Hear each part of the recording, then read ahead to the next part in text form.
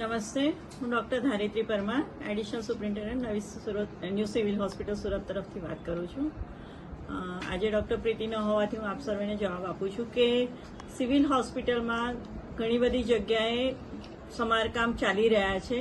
કારણ કે તમને જાણ હશે, આ હોસ્પિટલ 60ના દાયકામાં બનેલી છે.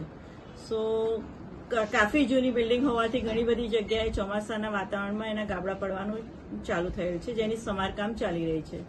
અત્રે હું આપને જણાવું કે આ હોસ્પિટલનું આ બિલ્ડિંગ અત્યારે રિનોવેશનમાં જવાનું છે, જેથી આ બિલ્ડિંગને તોડીને ફરીથી નવી બિલ્ડિંગ ઊભી કરવાનો પ્લાન ઓલરેડી સરકાર તરફથી મંજૂર છે. અમે રાહ જોઈ રહ્યા છે કે અમારા નવા ઓપરેશન માટે ઓપરેશન થિયેટર અમને કબજામાં મળી જાય તો અમે એ બિલ્ડિંગમાં શિફ્ટ કરી અને આ બિલ્ડિંગને સંપૂર્ણતઃ રિનોવેશનમાં લઈ શકીએ. બેન, ડાયાલિસિસ વિભાગમાં આજથી થોડા દિવસ પહેલા પણ પોપડા પડ્યા હતા દર્દીની ઉપર. હજી પણ પોપડા પડવાનું યથાવત છે ને એવામાં જેક મારવામાં આવ્યા છે. શું 4 માળનું બિલ્ડિંગ આટલા જેક પર ટકી શકે ખરું? આ બાબતે હું જણાવીશ કે ડાયાલિસિસ બિલ્ડિંગમાં ઘણી વખત પોપડાની પ્રોબ્લેમ થયેલો છે. અત્યારે જે થયો એ કદાચ જૂનો પ્રોબ્લેમ છે, પરંતુ એમાં સમારકામ થઈ ગયું છે અને ડાયાલિસિસ બિલ્ડિંગને શિફ્ટ કરવા માટે એક્સપર્ટની જરૂર પડે છે. એ અંગે અમદાવાદથી એક્સપર્ટ આવી અને જે તે નવી જગ્યાનું ચકાસણી કરી ગયા છે અને ડાયાલિસિસ યુનિટ અમારું શિફ્ટ થવાની તૈયારીમાં છે. કેટલો સમય લાગી શકે છે આ બિલ્ડિંગને શિફ્ટ કરવા માટે? એટલે ડાયાલિસિસ યુનિટ માટે કે હોસ્પિટલને? તમામ હોસ્પિટલ તો આખો પ્રોજેક્ટ તો આઈ થિંક 3 થી 5 વર્ષનો ગણી શકાય, પરંતુ શિફ્ટ કરવાનું કામ અમને ઓટી મળશે તો 15 દિવસમાં બધા પેશન્ટ અમે શિફ્ટ કરવા માટે મેન્ટલી તૈયાર છીએ. મેડમ, અત્યારે કોઈ દુર્ઘટના બને તો તેની પાછળ જવાબદાર કોણ? આશા રાખીએ કે દુર્ઘટના ના બને. જવાબદારી તો આ હોસ્પિટલના ઇન્ચાર્જ તરીકે મારી રહે જ છે, જેમાં હું કોઈ દિવસ ના ન પાડી શકું. પરંતુ અમારા તરફથી એમાં સમારકામ અને એના રૂટીન સુપરવિઝન અને પીઆઈયુની નિગરાણી ચાલુ જ છે.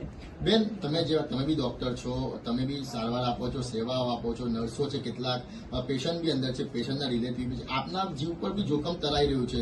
ગમે ત્યારે ઘટના ઘટે તો તમને પણ નુકસાન થઈ શકે છે.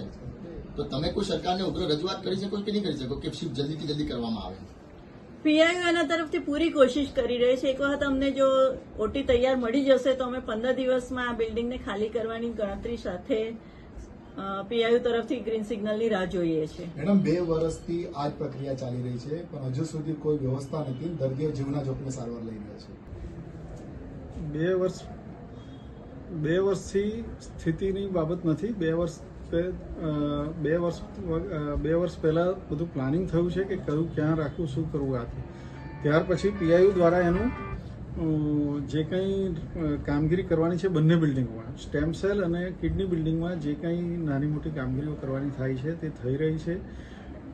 અત્યારે બહુ નજીકના ભવિષ્યમાં ઓપરેશન થિયેટરો મળશે, જેથી સર્જિકલ ડિપાર્ટમેન્ટ શિફ્ટ કરી શકશું. અત્યારે અમારે સૌથી મોટી સમસ્યા એ છે કે અમે બધું શિફ્ટ પણ કરી દઈએ, પણ ઓપરેશન થિયેટર જ્યાં સુધી ના બને ત્યાં સુધી સિવિલ હોસ્પિટલમાં આવતા ગરીબ દર્દીઓની સારવાર અને એના ઓપરેશનો, અહીંયા આપ જાણો છો કે ઓર્થોપેડિક અને સર્જરીમાં લગભગ 24 કલાક જેવા ઓપરેશનો ચાલતા હોય છે.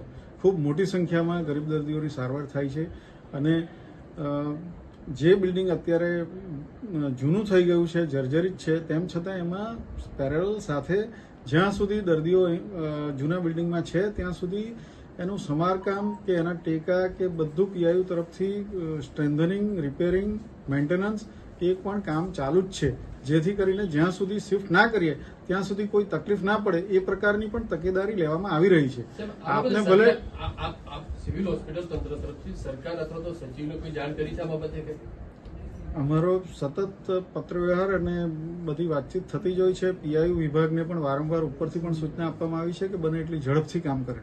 પીઆઈયુ તરફથી જો આ બધી કામગીરી ઝડપથી થઈ જાય તો અમારો મેડિકલ વિભાગ તરફથી કોઈ એવા પ્રશ્ન નથી કે અમારે શિફ્ટ ના કરીએ. સર, પીઆઈયુ વિભાગ કામ નહીં કરે છે?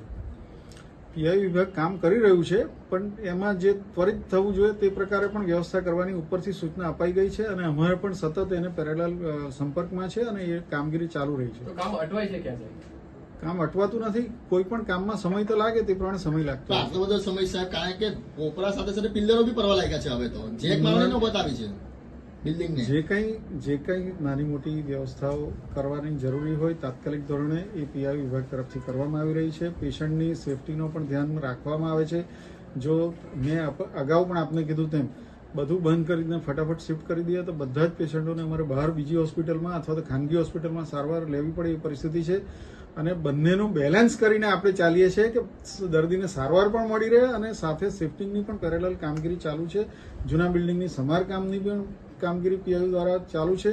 અને તેની સાથે નવા જે બિલ્ડિંગો છે જેમાં સ્ટેમસેલ બિલ્ડિંગ અને કિડની બિલ્ડિંગ, પર્ટિક્યુલરલી કિડની બિલ્ડિંગમાં 8 ઓપરેશન, મેં અગાઉ જણાવ્યું તેમ 8 ઓપરેશન થિયેટરો તૈયાર થઈ ગયા છે.